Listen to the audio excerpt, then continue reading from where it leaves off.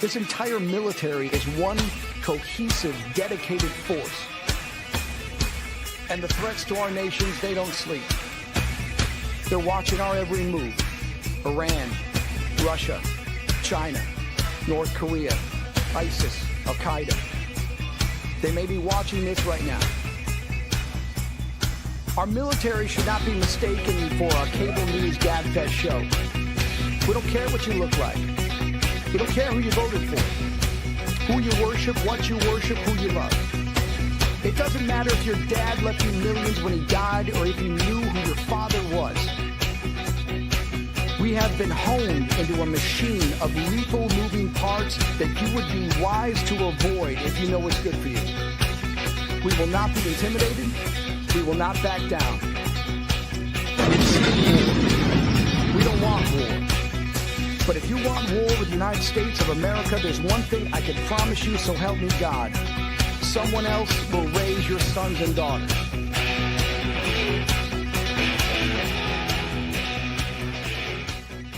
Military Broadcast Radio, the station that's giving veterans a voice. Find us on the web at mbradio.us.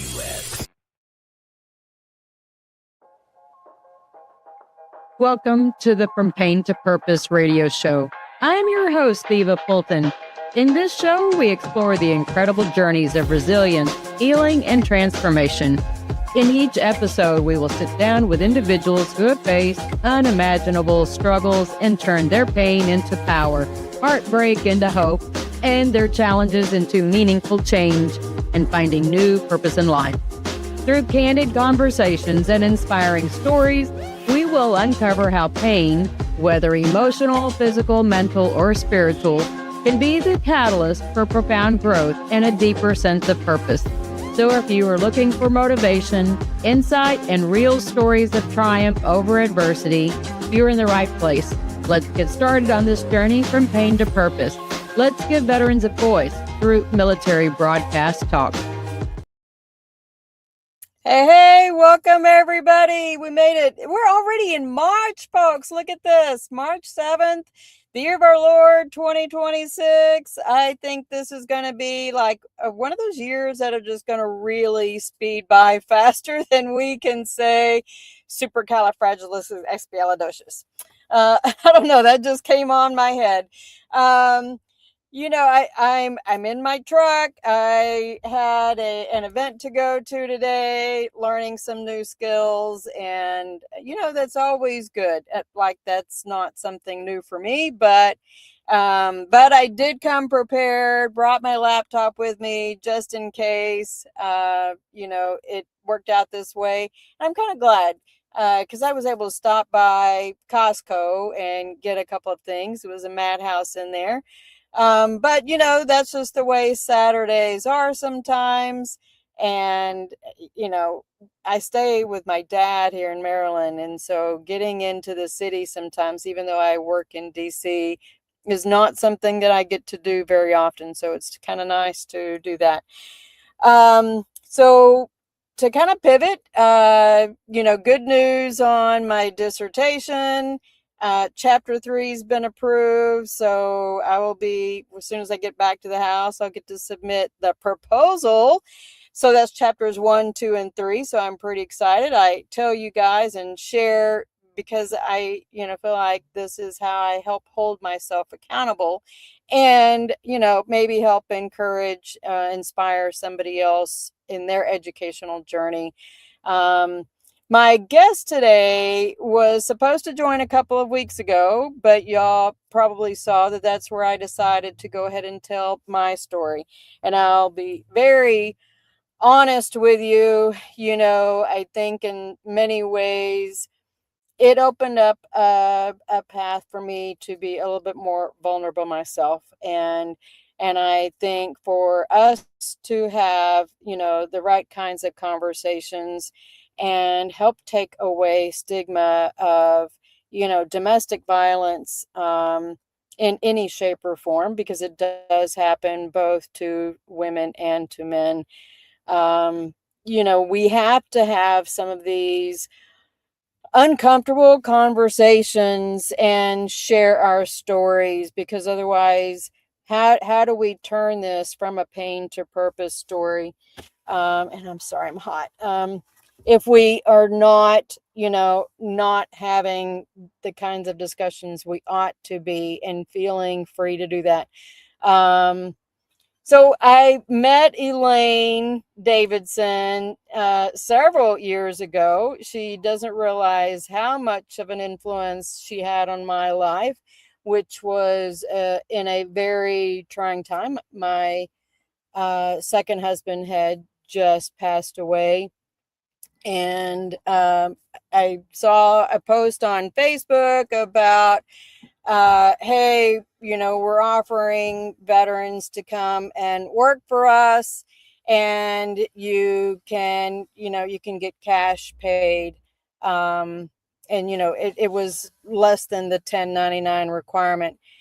And little does Elaine know that she helped me buy Christmas presents several years. And I don't know where I would have been at that time, and being a mother and being able to provide the things that I thought I was supposed to provide my kids going through these trying times. But Elaine has done a lot for the veteran community in North Texas. And so I'm very, happy to bring Elaine on and share her story, because that's what we have to do, right? We have to have these kinds of conversations. So The interview of the week is brought to you by Jersey Mike's, a sub above. hi, Elaine. Hi there, Eva. My goodness. Thank you for the warm welcome. And thank you for sharing that with me. That meant so much to me to hear that. You don't know what these things mean when I get to hear, a way that we have positively helped somebody. So thank you for that. I will treasure that.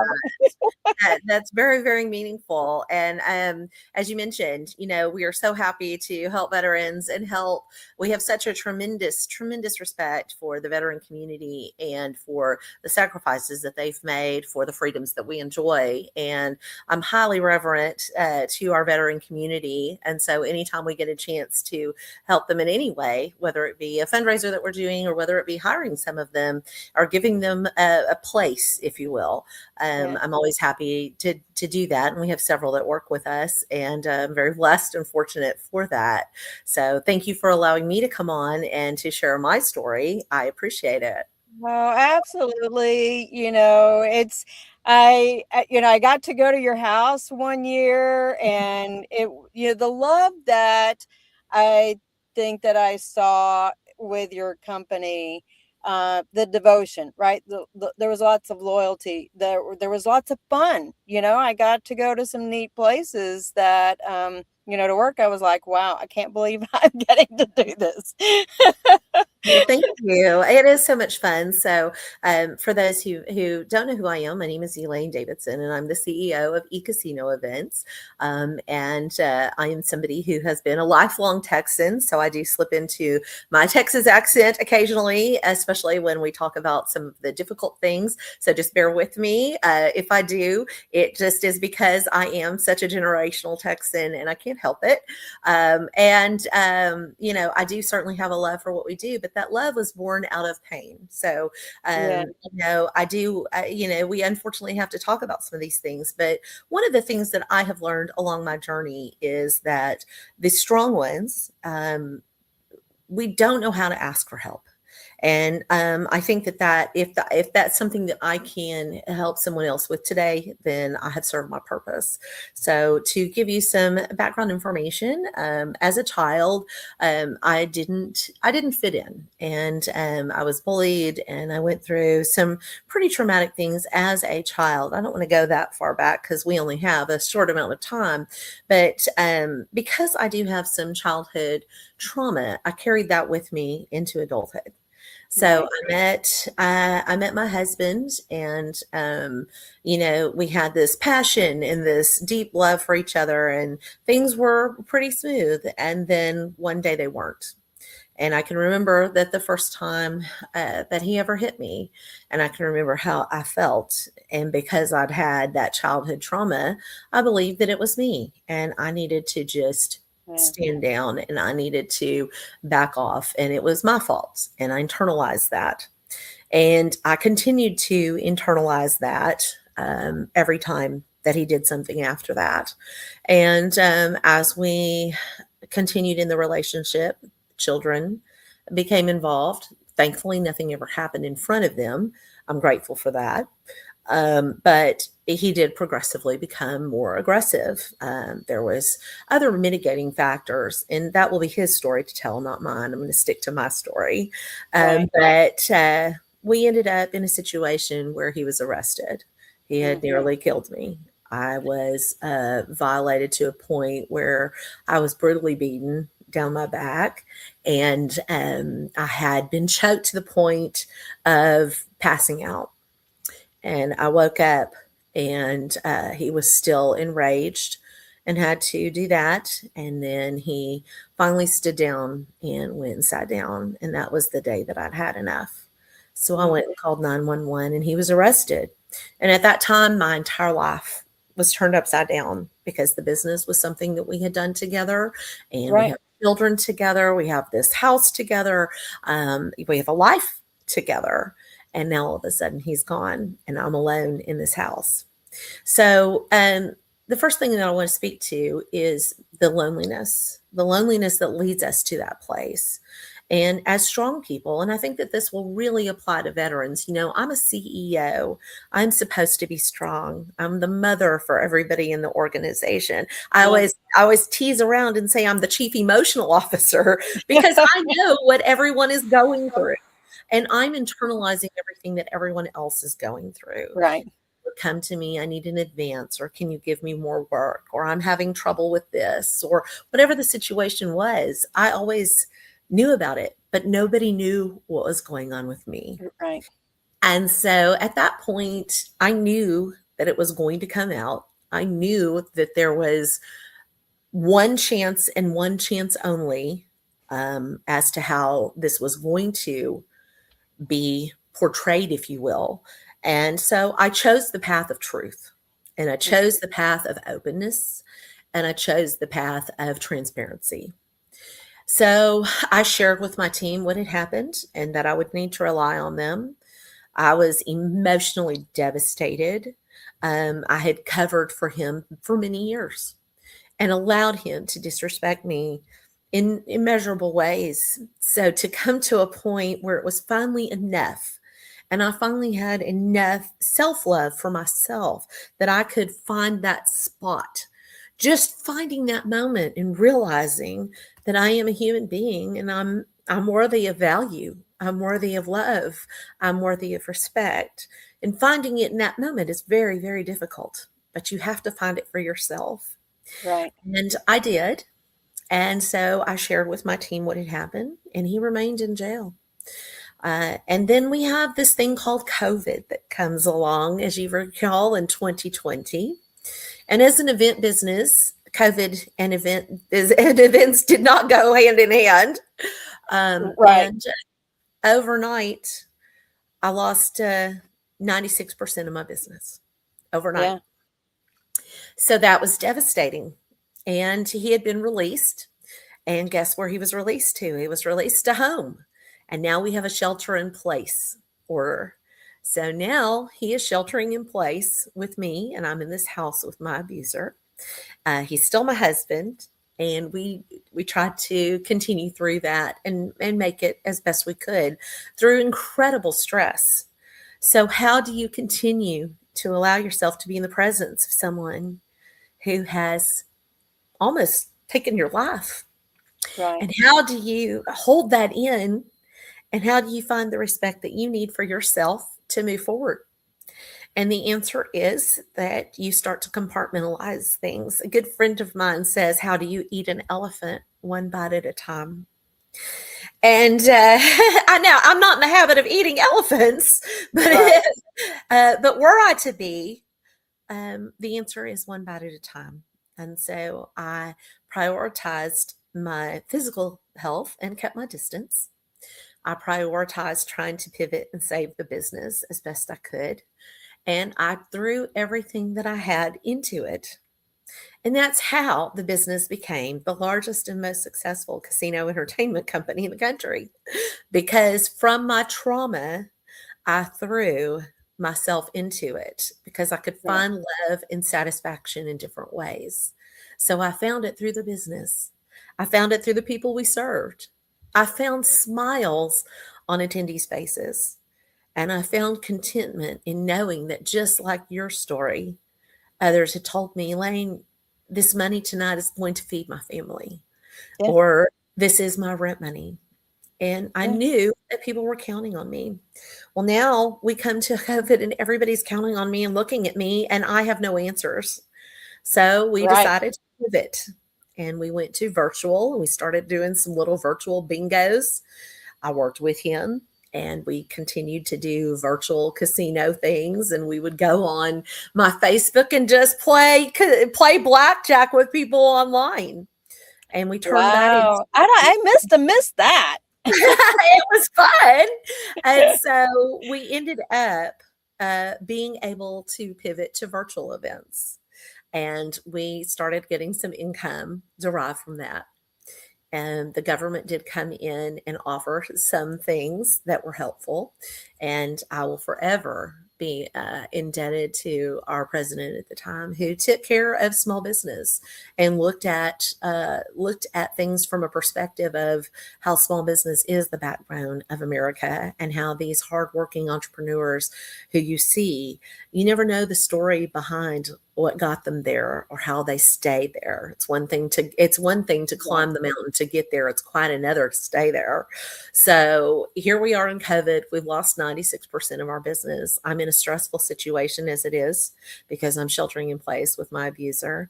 And now I have to pivot and find a way to do this. So I worked tirelessly and I became a workaholic, but I poured myself into the business. And as soon as things opened, we were in a unique position to open and be top of mind and top of page. And we were the go-to provider until in 2021, we have COVID part 2. And in 2020, justice was delayed. Remember, he'd been arrested. Charges had been filed against him. And we had justice delayed. We had justice delayed again in 2021. And it wasn't until 2022 that he finally saw court. He was placed on probation and given an opportunity, one last opportunity to do right. So sadly, he did not choose that door. And sadly, we had another incident. And this was the final straw that broke the camel's back. Right. So he was violated again. And this time he was gone for good. So they took him in, and now I was left devastated. It was a pretty intense incident that had happened at the house. My kids had been locked in the car. I said, if mom does not come out the next 5 minutes, then call 911. Oh. If dad comes out and mom doesn't, call 911. It was that serious. And so needless to say, I survived that. 911 was able to capture the call that I was able to make. And in the end, he was taken, and this time for good. So he was ultimately sentenced to 5 years. And so now I am running a business alone. Now it's a very, very big business and a lot to manage. I'm now also a single mom, and I have the needs of children that I have to take care of. And because they had been locked in the car and had seen their father carted off in handcuffs, there were some things that we had to do. So the reason we were in the car to begin with is we had to go for a very, very important client to an event in California. And now we have 26 hours prior to the event. It's a 22-hour car ride. Wow. One of my people who was strong and loyal came through for me and helped us get there. And I will always be grateful to him for doing that. And we made it out to California, and we had one heck of a party for this client. And I was numb. I was in shock. My kids were in shock. We were just traumatized beyond all recognition at this point. But that night, nobody knew it. And so after that event, I broke. I broke. I could Because imagine. you eventually do. And for Yeah. those of you who think you won't, you will. And I broke. And so now I'm in California. He's in jail. And I don't know the condition of my house because he was throwing things and breaking windows. I don't know the condition of my house. I don't care. I'm on the floor in fetal positions trying to just pick up what I can and trying to love on my kids. And during this time period, we had been sued by another entity that had the same name of the business that I'd had. They were in another state, and they had filed a trademark on the name, and they sued me. And we didn't answer. We didn't show up in court. And so they were awarded something called a default judgment. And the result of that default judgment was that overnight, this business that feeds my family, that I had turned to escape from all the trauma, was now cruelly taken from me. Wow. And now I've lost the business. I've lost the name. I've lost the website. This is a business that we'd had for 15 years. It was registered properly. I was Right. known by this name. We had chosen the name because it begins and ends with E, just like my name does. We had chosen it very specifically, or I had anyway. And so it was my third child. And so Right. now my husband is gone. My business is gone. And I'm in California with my girls and trying to figure out what to do. I will tell you that for those of you who feel like you've lost everything, you haven't lost everything until Child Protective Services calls and wants to do an inquiry about your children because they can hear them screaming on a 911 call. So I had to fight CPS, all while the business was falling apart and the people that were counting on me didn't know what to do. We had parties that we still had contracts for. How are we going to get through this? What are we going to do? Right. And so once again, as I had in the past, I turned my trauma into triumph and took the name and changed it and started over. Telling people that we had to change the name, the inevitable questions of why, where is he? Why isn't he here? And the questions that you have to answer. So again, I chose the path of transparency, and we talked openly about it. And the people that had sat there and collected checks from me, or the people who had sat there and clapped while we succeeded, were now whispering about me in the corners. So imagine trying to pick everything up, be a single mom. Yeah. You've lost everything. You've lost, money, reputation, name, credibility, livelihood. You've lost your husband. You've lost your person who you thought was your person who wasn't. And now you've lost your health because your health is now affected by all the stress that is going on. And you've lost your mental wellness because it's too much for one person. It's just too much. So what ultimately happened is I broke. I had great people that were around me. I told them the truth about what was going on, and we rallied to rebuild. And we started over. We saved what we could. We started over. And here we are. And the great thing about it is that I've had the chance to rebuild it and to do it with as much integrity as I possibly can and to do it right. And the things that I got wrong the first time, I get a chance to do right now. And so there is some blessing that comes from it. And while he was gone, I stayed in contact with him because he's still the father of my children. Right.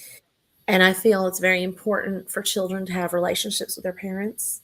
And so he was visited. We put money on his books. We took care of him because I wanted to show people who I was. It wasn't about him, it was about me. Having integrity in the situation and setting that example for the people around me and for my kids. So, being in that situation, I got to go down to the prison that he was in, and I got to sit there for 2 hours and tell him every little thing that he ever made me feel. And it was freeing. And that was the beginning of my mental wellness journey. So, after trying to figure it out and realizing I couldn't, and realizing that everything was so overwhelming for me, I knew I needed help. And thankfully, I found it. It came in the form of the most magical and serendipitous way. Someone who attended an event of ours looked at me and said, "I sense that you are someone in pain. And it may be beyond my business, but I just want to tell you that if this applies to you, I know someone who might be able to help." And he gave me the phone number of a therapist and said that this therapist had helped him tremendously. So I reached out and I left a voicemail. Didn't hear anything. I thought, oh goodness, this is not as serendipitous as I thought. So I sent an email and said, "Hey, I think I really need help. Someone who is pretty much a stranger to me could see it. And so Yeah. if they're seeing it, the people close to me must be. Can you help me?" And I got a call back and I started therapy. And that began a journey. So I've left some things out because there's, again, only so much time. And I don't want to dwell on the negativity. But I will say that the journey for me to wellness included physical surgeries that I had to have to repair some of the trauma that had been created by him laying his hands on me. And so I had a physician that said, "Hey, we need to lose some weight. And hey, we need to work on some things." So we started a weight loss journey and we started a wellness journey, just eating better foods and trying to take better care of myself. And at the end of every doctor's appointment, he would say, "I love you. Even though I don't think you love yourself, I still love you." So that was the beginning. And he made me believe in myself. And so he's still my doctor today. I've lost 137 pounds without ever taking any kind of Ozempic or any of that. It was Wow. prescribed to me. It's sitting in my fridge, but I've never used it. You look amazing because I saw you at your house and you look amazing. Well, You thank do. you, hon. I appreciate that. So I still have a ways to go, but we have lost a lot of weight naturally through just curating better decisions. Right. You always say it's not what you're eating, it's what it's eating you. And that couldn't have been further from the truth for me. So losing him and getting a sense of doing it on my own, my body withdrawing from trauma and resetting itself, going in and actually caring a little bit more about myself, Yeah. and then starting to incorporate the mental wellness part of it and admitting that I needed help was the hardest thing to do. Because, and I think this will be so applicable to the military community. We're the strong ones, we're the leaders, we're the Right. ones that people depend on. We're the ones that people are counting on. And if I fail and I don't do my job, then the people behind me don't have one. And, you know, there's a weight that comes with knowing that. And it sits right here on your shoulders.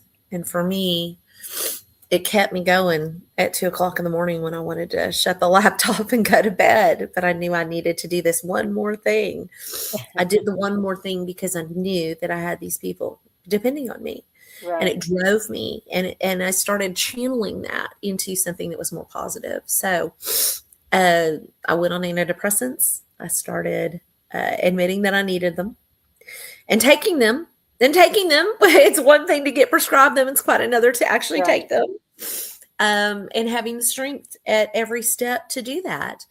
I can remember sitting in the parking lot of the pharmacy and crying because I was just so depressed that I was depressed about being depressed. I was depressed about having the need to go and get medication that this couldn't be resolved naturally or on its own. And so I can remember feeling that and going through all those things. But I'll tell you, God is with me at every step. My faith in God is what got me through. My faith in God is the reason I'm still here. The faith in God and love for my children. And so picking up every single piece was very difficult, especially at every turn that I have had in the road. But I'm trying to do it for them. I want them to have something that they can be proud of, and certainly something that earns income so they can eat and enjoy Right. the things that we take for granted. And moving forward now, I am with therapy once a week. I go to see my physician once a month, and I have a team of people that I put my trust and my faith in. And I went to full transparency mode because I just didn't have any other mode to go to. Yeah. And it's a decision that I will always be grateful for that I chose that path. So I think the moral of my story is it can happen to anyone. It can happen at any time.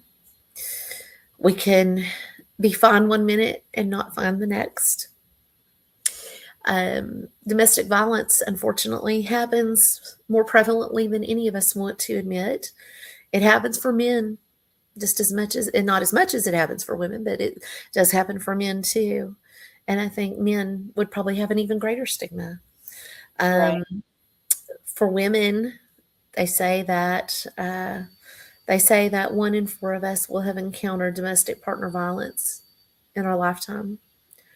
And there were headlines. We've seen them. Lacey Peterson, Nicole Brown Simpson, the list goes on. I was destined to be that headline.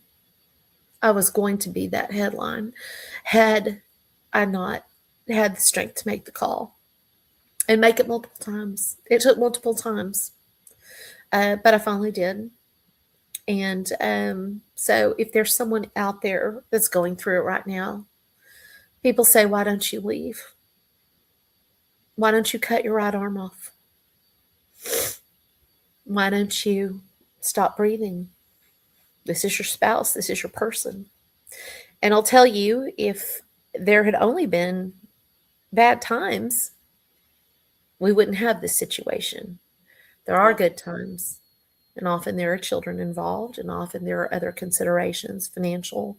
Um, there are financial considerations. There are spiritual considerations. There are, a lot of different things that go into it. But I hear that a lot. Why didn't you leave? I felt I couldn't. I felt I couldn't until I could. Takes a lot of courage and a lot of encouragement. So the answer is, for those out there, if you see something, say something. If you're seeing it, don't be afraid to encourage someone. Don't judge them, just encourage them. I saw something and I'm worried about you.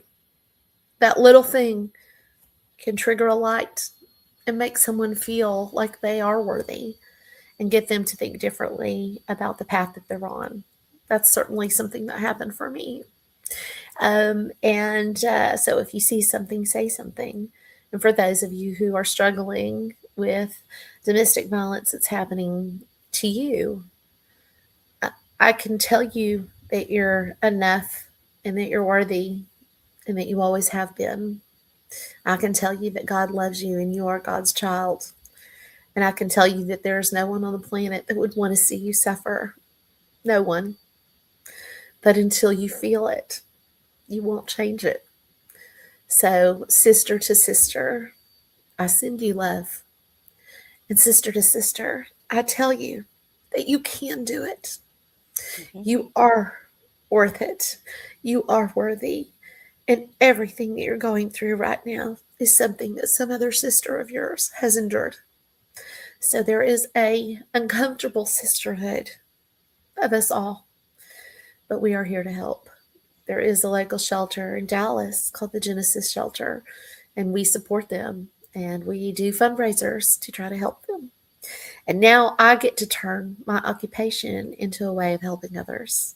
So we can do fundraising events to try to raise money for people who are in these types of situations. In fact, we have one coming up at the end of the month that is very near and dear to my heart. It's a repeat client, and that is exactly what they do. They help the women in children's shelter, and it means so much to me. And I'll go and I give them every single thing that I have, and I walk that floor begging people to please support this charity. And it's my honor to do it. It's my honor to do it. I think it's where a lot of people think, well, that's casino. So for folks to understand, Elaine's company is casino oriented. It's blackjack, it's poker. You also got the roulette table, I think. But all the events that I attended, these were all fundraiser events for Yeah. the Knights of Columbus. I think there were veteran events over there at Luffield, the big, I forget the name of the space museum that's over there, Uh-huh. the one with the Yes. old airplanes. So there are veteran events that, a lot of these companies. I mean, but I got to go to some neat places for-profit companies who are doing it as employee, Christmas and New Year's parties and stuff like that. But Sure. most of these events were off fundraising.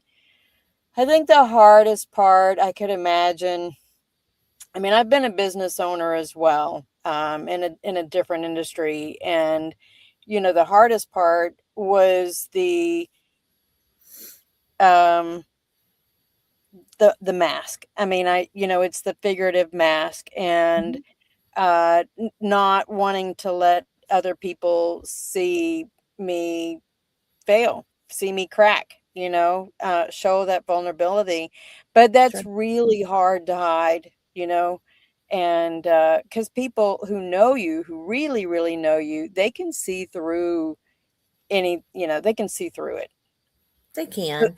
And you're right. The mask, I mean, let's just say it. It is the elephant in the room. It's not on brand to share any kind of flaw in your business or to in any way suggest that you're anything less than completely and fully successful as a human being. The person who's leading this business has to be of sound has to be of sound mind and soul. We've seen what happens when you have people who are not, and we can see how we see how social media can attack a business when something's not right. We see how people can be degraded both privately and publicly for different things that happen. And so, it was a very, very precarious position that I was in, and a very easy choice for me to make because I knew that the information was going to get out there one way or the other, right. and I had to control the narrative. And we do wear these masks, we wear these hats, but we also, you're right, we wear these masks, we hide certain things from people. And I didn't have a choice. My mask was cracked, in this case, quite literally and figuratively. There was one point where he had, there was one point where he punctured my orbital socket. So, my mask was both literally and figuratively cracked. Yeah. But, people do see it, but there's a lot of people that don't see it, but they can sense that something's off. I And think I I had sensed it, even as a occasional contractor, I sensed it, but I was not close. So it was difficult because I am an empath. I recognize that that I could sense that something was there, but the best I knew I could do was really I prayed for you, Elaine. well, thank Seriously, you you. were on my prayer list. I Um, appreciate that. And I yeah, do believe in the power of prayer because the power of prayer has lifted me through this. And, the power of prayer has brought me to the point where I can speak to you about it. There was a period of time where I couldn't speak to anybody. yeah. I was balled up on the floor, crying and completely not functional. And Oh, I'm for not sure. saying that I'm still there. There are days where I'm still that person, and it takes tremendous strength to get up. I'm dealing with some physical symptoms of a disease that I now have that it is debilitating and it is incredible. I'm on powerful painkillers to try to just make it through the day. But the point of all of that is that you can make it. You just change the script. And I now no longer feel beholden to society's needs for what I should look like. I think once you go through this, I can reset what I am going to be to the world. And Right. I have the power to do that. And it's finding your power to do that. I don't feel now that I have to wear this mask. I feel like I can say to my people, I don't have it today and I need you to have it for me. I do have the ability to say to my children, will you come pray with me, or can I snuggle with you? Can we watch a movie or something? Can I have some snuggle time? Can I have whatever it is? Yeah. Can we have a few moments together? And I find strength in that. So it's resetting everything. But one of the things that you're resetting is this enormous burden that society puts on us as women, as Yeah. moms, as workers, that we have to be this perfect example. And I'm here to tell you, I led a very huge company and I was overweight and I had pink hair at one point, and I had you don't have to have what they think you need to have. So have it within you and where your Yeah. comfort is, and let your comfort in your space and your place dictate who you are to the world.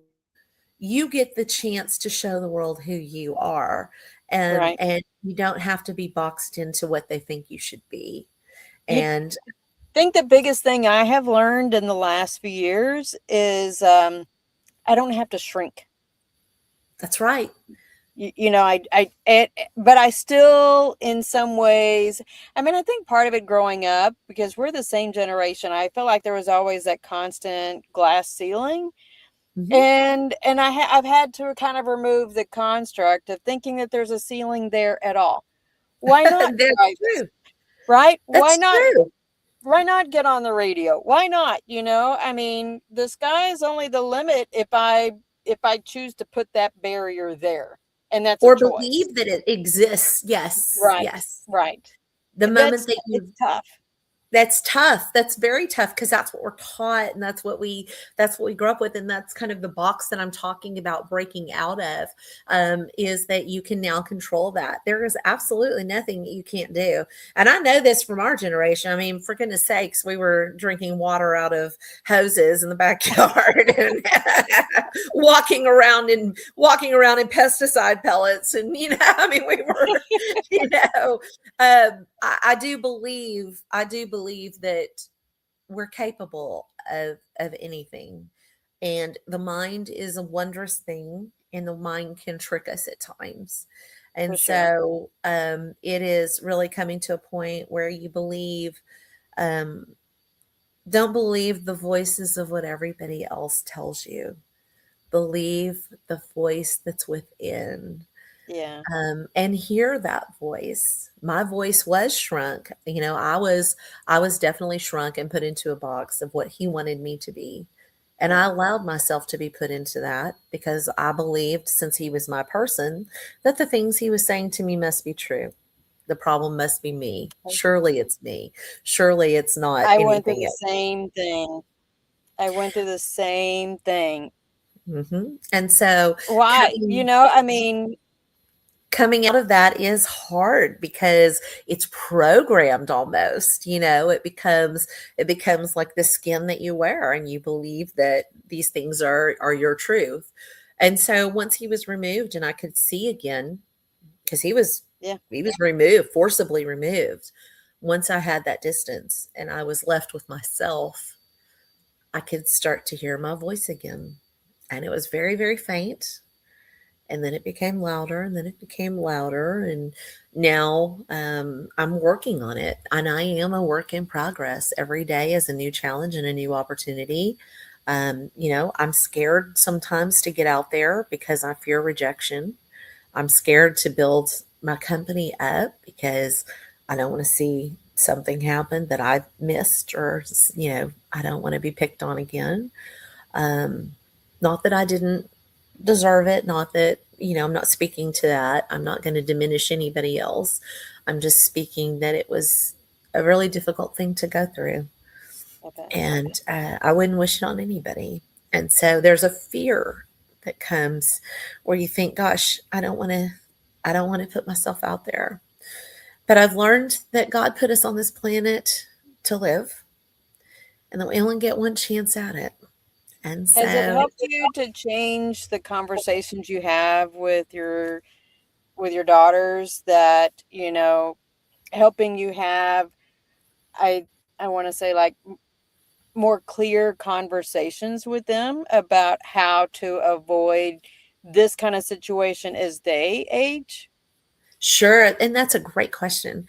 The greatest responsibility I have is to the people that I serve. And the people that I serve, first and foremost, are my children.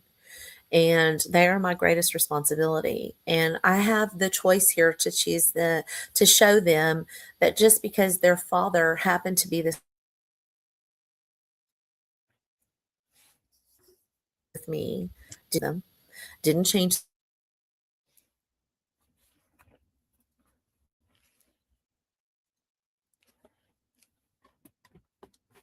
One of us froze. I don't know if it's me or you. Oh, well, I'm here. Okay, it's back. Okay. So I get to show them what strength looks like. And I get to show them what we need to look for in partners, and, what not to look for in partners. So that's not a conversation that anybody ever had with me growing up. And it's not a conversation that we really have, period. I can't think of a time in society where we talked about it. We all went and saw a film about what to do with feminine products, but we never saw a film about we never saw Right? a film. You remember when the guys went and played outside all day, and we saw the film, and we had to get permission slips and that kind of thing. So people today have no idea the struggle. But there's not a film out there that talks about how to treat and respect a future partner. Right. We're But it not goes teaching both ways, you we're know? not yeah, we're not teaching our kids that. So Yeah. now I get the opportunity to teach them that. And I know for a fact that my kids are going to be some of the most well-adjusted children on the planet, because I chose transparency. And there's such a thing as too much transparency. I'm careful not to teeter across that line. But Right. I talk to them about the milestones. I give them choices. I talk about consequences. And we're talking. That's the most important thing. We're Yeah. talking. We put our phones down and we have conversations. And, so going through this was absolutely the worst thing that I could have gone through. But by the time my story is finished and my work on this earth here is done, I hope that the story will be that she went through hell, but she created heaven out of it.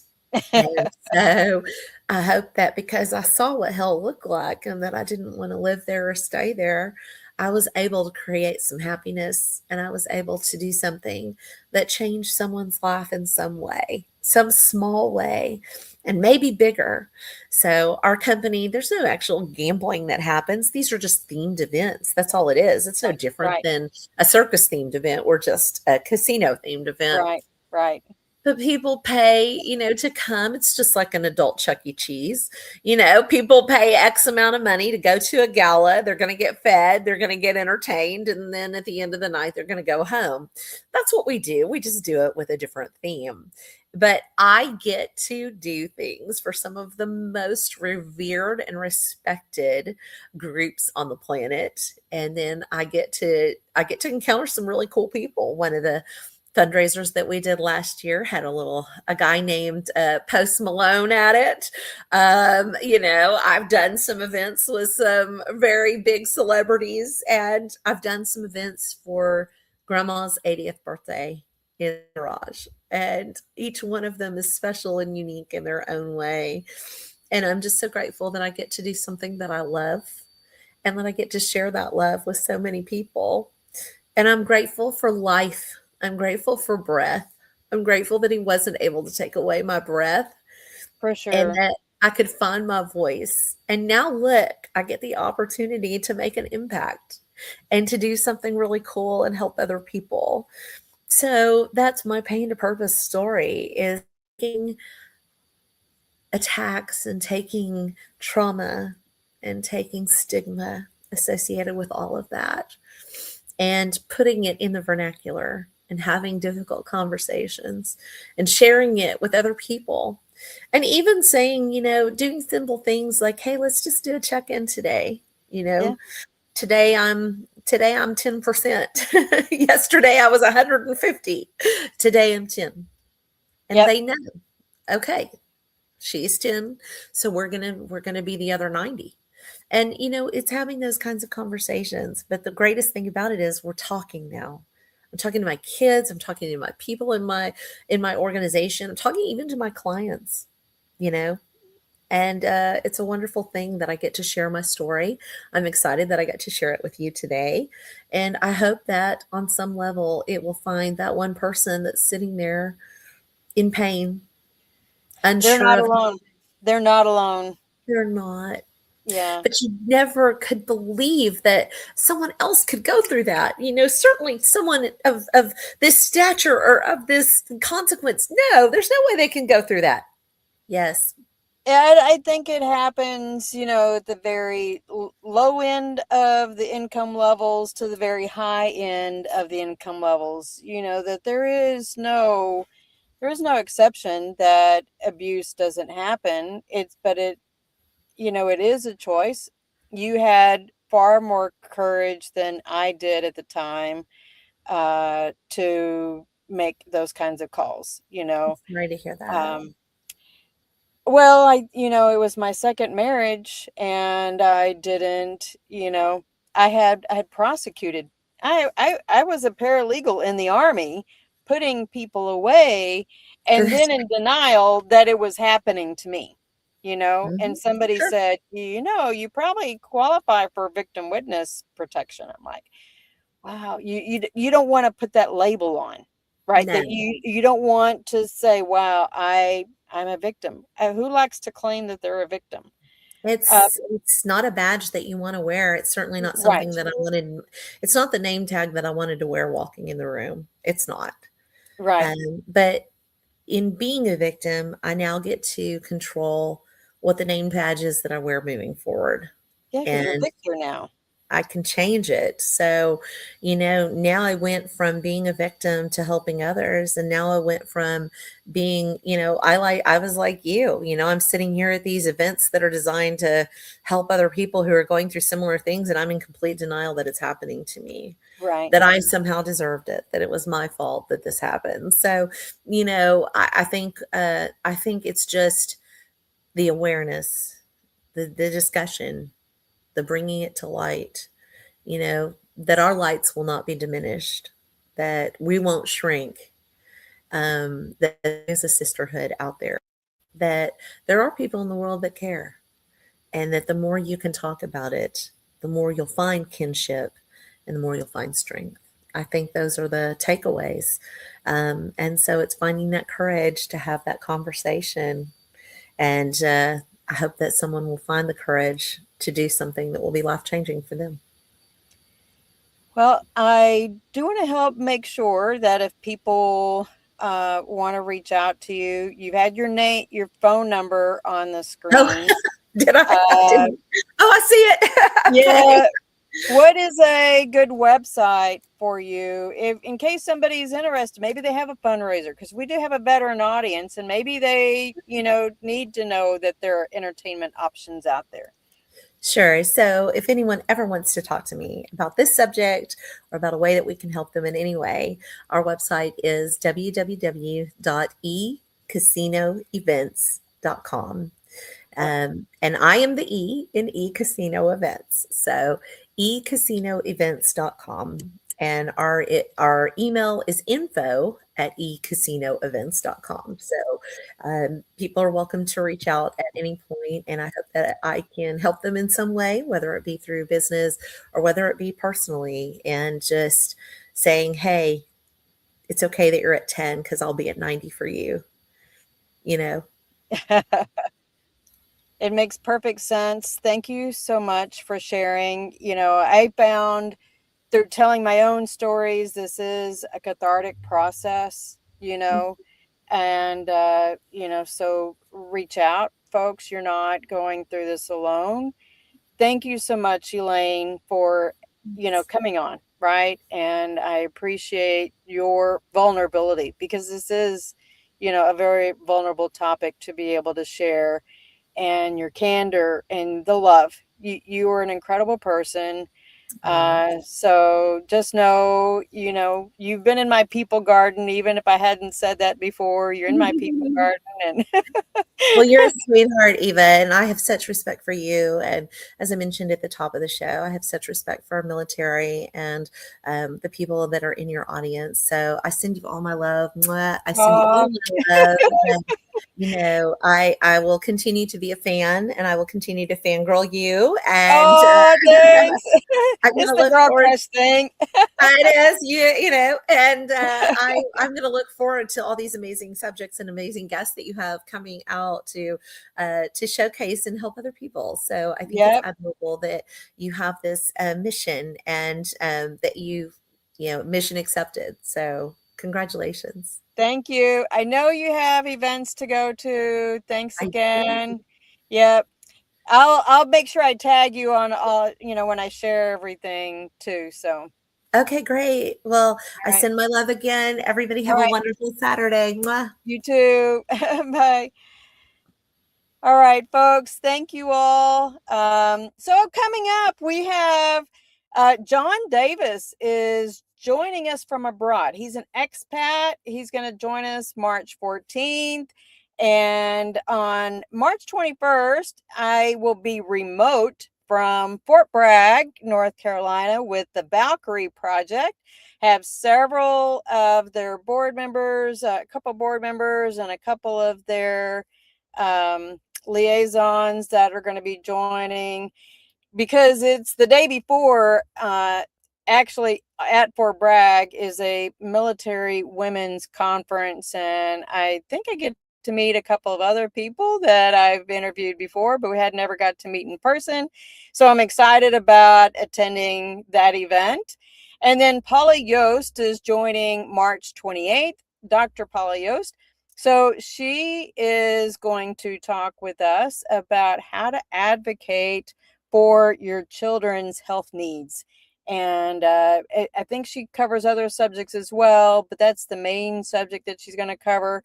It ought to be a great conversation, no matter whether you're a veteran or not. And that's important, because oftentimes, our kids go through different medical experiences, but how do we, and even my own daughter has gone through medical experiences, and I had to, because she was over 18, I had to interject myself and get her permission to let me help go to doctor's appointments with her, and, get them to help listen to me and not push her side. So great guests coming up. And then April 4th on, I don't have any guests scheduled, but I know there are plenty of people who need to tell their stories. So come on, reach out to me, eva@mbradio.us. You all have a fantastic week, and, be blessed. Giving veterans a voice. Bye. Ladies and gentlemen, thank you for tuning in to Military Broadcast Radio. As we wrap up today's show, we want to remind you that the podcast of today's episode will be available right after we go off the air. So if you missed any part of the show or want to listen again, be sure to check it out. And remember, we're here to support and honor our veterans. Your stories and experiences matter, and we are committed to giving you a platform to share them. That's right. We're here to give our veterans a voice. So don't forget to catch the podcast and stay connected with us. Giving our veterans a voice.